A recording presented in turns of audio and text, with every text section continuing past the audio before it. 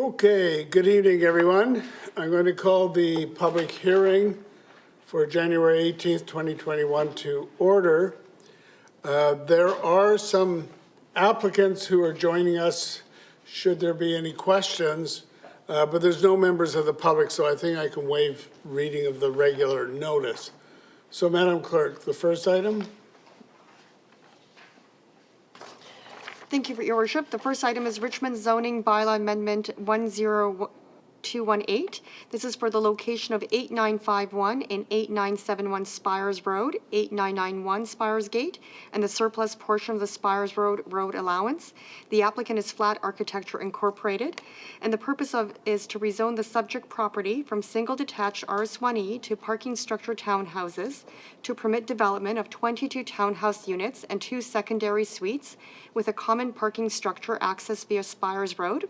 I should note that the bylaw that is part of this package, the correct title of the bylaw should read 8951 and 8971 Spires Road, 8991 Spires Gate, and the surplus portion of the Spires Road allowance. And first reading was on December 7th, 2020. Okay, so as far as the bylaw goes, there were no errors in the substance of the bylaws. That is correct. All right. So the applicants, I understand there's 2 applicants here. One is John Young, the other one is Mr. Rajinder Warwick. I understand that they are in the meeting. To either of you, did you want to make a presentation or just await questions? Hi, thanks for asking. This is Rajinder Warwick. I'm an architect on this job from Flat Architecture. So this is for rezoning. We don't have a presentation for now, but we will be here. I will be here for any questions regarding the design or about the property to answer on this property. Okay, so let's just see how the discussion goes. So, Madam Clerk, are there written submissions? None, Your Worship. None. There's nobody from the floor who wants to delegate. Are there any questions of council? Not seeing any. Move second and third. All right, so Second, third. so that's moved and seconded, second and third on the bylaw. Discussion, Question. Councillor Wolf. Thank you. I also don't have the hand up button this time. I had it on the last meeting, but I don't have it on this one. Anyway, my comment is so I again visited this block on the weekend, and to my view, when you do the circle route inside there, Spires and such, you see stages of development. You see a townhouse development that has the foundation, one that has just the sand pile, and I would say this application tonight, this would kind of be the third further along, I guess, even though the existing buildings and the current residents are still in them. So I guess one question to staff will be, where is the work on the potential siting of park space? So just to the north of these properties, there was originally the plan for those properties to be for park space, but now we've potentially lifted that. So there was, I believe, a referral that looked at a number of things. One such was, where would park space be if it wasn't to the north of this? So where are we at for that? Through your worship to Councillor Wolf, that referral is currently being investigated by our Policy Planning Department and Parks Department. I do not have a time frame in terms of an update right now as to when that information will come forward to Council. What I would say is when that referral motion was passed, we did indicate that we would continue to process applications in keeping with the current area plan, which this application is. In addition to that, we do not see any proposed amendments to the area plan as it relates to this site in relationship to the referral motions that you referenced. Terrific. Then I have it as I thought I did. And I know this is an open meeting, so discussing property acquisition stuff doesn't fit here. But I will be opposed to this public hearing as I was at the previous reading, for the sheer fact that if this, for example, is called an orphan lot in the report, but it's not. what will likely happen is we'll get orphan lots that have no trees, that have no ecological value, and then we'll say, okay, well, that's all that's left for the park. Where we have a property here that has, or the combination of 19 trees, and one of them has really heavy and has a lot of ecological value. So that's why I was hoping that would be an expedited staff referral before we get to more applications like this. So that's why I'll be opposed. So thank you for that.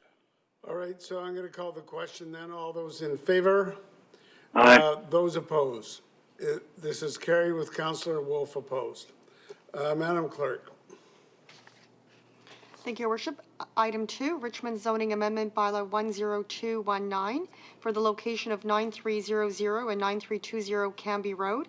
The applicant is Westmark Developments Limited, and the purpose is to rezone the subject property from single detached RS1F to a new site-specific zone titled Low Rise Apartment, Alexandra Neighborhood, to permit development of a 5-story multifamily apartment building over a parking structure accessed via McKim Way.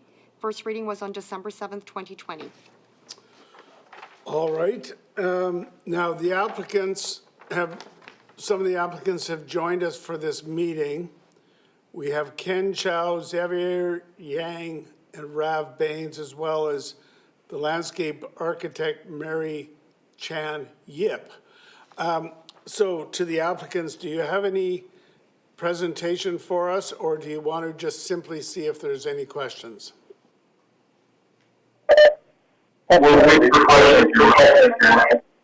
Okay. All right. Any written submissions, Madam Clerk? Yes, Your Worship, there are 5 pieces of on-table correspondence, and I will summarize as follows for this item. Correspondence from Matthew Sauer expressing concern regarding view loss, concern with proposed height and impact on quality of life. Correspondence from Angel Law, concern regarding privacy and suggesting that the building's courtyard should face east side. Correspondence from Roger Poon, expressing concerns with road dedication and site access, loss of privacy, sunlight, and decrease of property value. Correspondence from Huang Wen Zhang, concerned regarding the loss of sunlight, given the building's height and proximity. And in addition, there is also a petition of the residents from the adjacent building called Remy, expressing similar concerns. Okay. So, there's nobody here to delegate from the floor, so we'll go to questions. Councillor McPhail. And through you to staff, just wondering if staff has had a chance to look at the petition in particular. Now, I noticed in our package there was a shading study, but to tell you the truth, whatever is written on the side here is so small I can't really read it. So just wondering what the results of the shading study were, and if staff can comment on some of the concerns raised by the petition, moisture to be trapped between buildings. I mean, I think we're so far along in construction, anyways, perhaps staff can answer that. Thank you, Bishop, to Councillor McPhail. Yes, a couple of comments, if I may, about the correspondence that has been received. The proposed development building face is set back approximately 16.64 meters from Remy's building face along a majority of the site's east property line at the northern and south ends.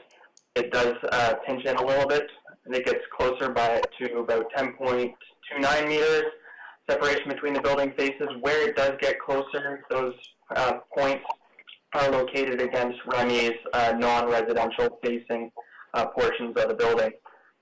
The proposed building's primary building face is set back 10.35 meters from the property line, which is actually set back further than Remy's building face, which is set back 6.29 meters from their property line.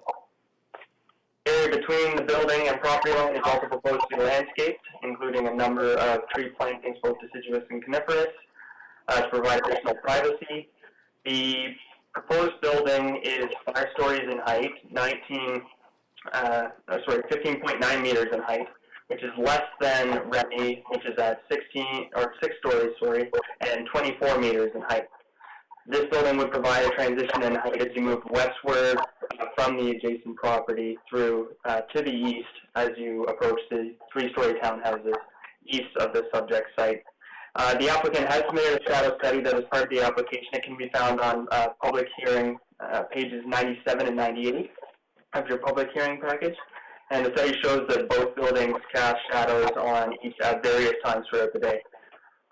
Due to the lot's rectangular shape and length, there's little opportunity for the building to be reconfigured to address that orientation to the adjacent property.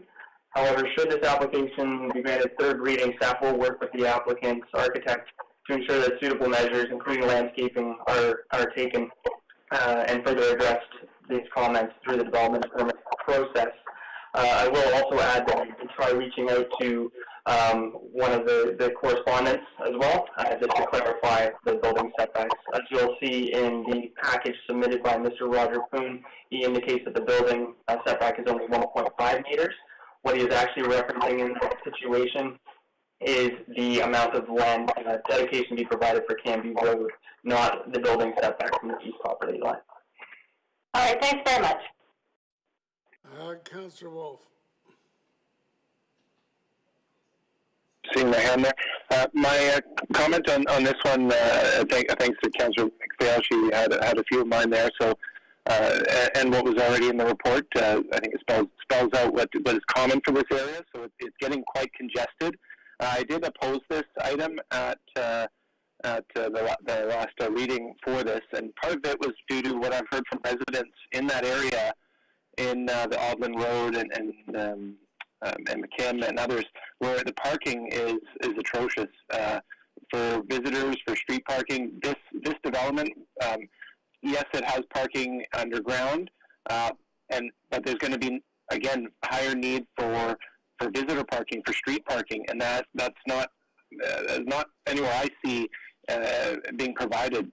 And I'm not sure if staff are able to comment on where is there going to be a new location found for parking in this area. A number of people park illegally. I won't say where, but I think they're aware of it. It's very obvious that they're not having all four vehicles off the roadway in a number of areas. And for deliveries and pickups and moving trucks, makes this area very unsafe, especially because of the curved road. I didn't hear any public correspondence about the road safety. But I'm not sure if staff can comment on that, or even if the developer can comment on where they see additional parking being available for people who come. Okay, we'll go to staff.